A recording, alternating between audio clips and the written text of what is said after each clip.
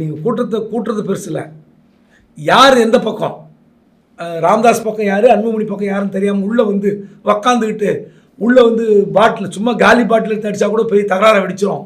அதனால் போலீஸுக்கு ஒரு பக்கம் நெருக்கடி, பாட்டாளி மக்கள் கட்சிக்கு ஒரு பக்கம் நெருக்கடி.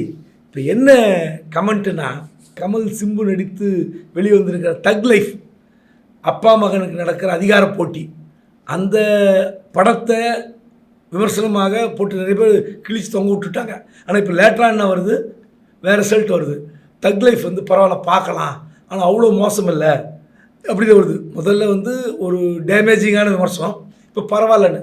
ஆனால் இதை விட கமல் சிம்பு நடித்த தக் லைஃப் படத்தை விட டாக்டர் ராமதாஸ் டாக்டர் அன்புமணிக்கு இடையே நடக்கிற இந்த போட்டி இருக்குல்ல, இந்த தக் லைஃப் கிளைமேக்ஸ் சீன் எப்படி போக போகுதுன்னு தெரில.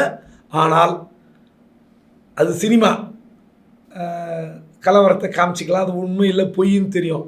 ஆனால் அப்பா மகனுக்கு இடையே நடக்கிற இந்த யுத்தத்தில் சொந்த கட்சியினரே ஒரே ரத்தம் அவங்களுக்கு இவங்க அடிச்சுக்கிட்டாங்கன்னா மிகப்பெரிய ஒரு சித்திரவதை அது அப்பா மகனுக்கு இடையில். அதனால் இது யாராவது ஒருத்தர் இறங்கி வந்து இதை க்ளோஸ் பண்ணால் நல்லா இருக்குன்னு அந்த கட்சிகளுக்குள்ளே போடுறாங்க.